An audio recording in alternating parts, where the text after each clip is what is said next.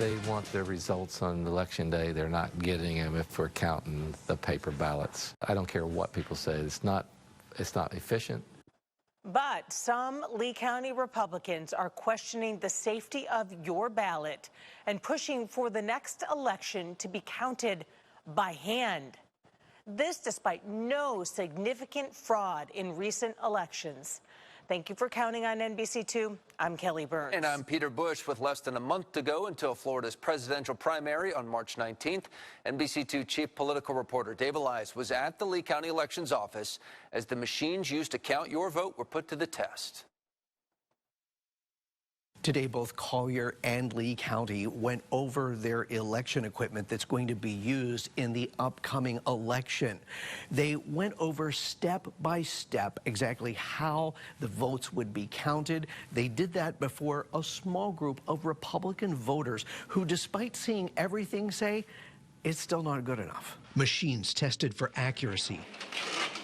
All done in public. This group of Republican voters documenting every step, using their phones and questioning election officials on nearly every aspect of the election. Why are we doing this complexity that costs so much money? Insisting that the county turn back time. If we don't have paper ballots, we're not going to have a fair and accurate election.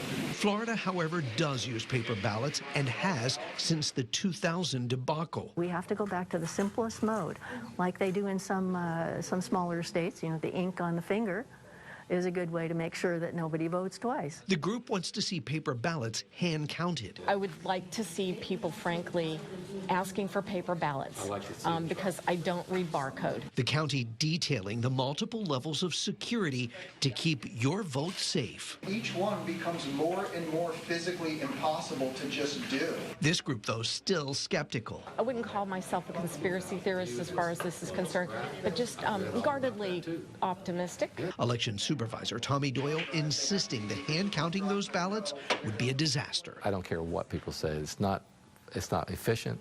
It's not sustainable. It's slower. It'll cost more money.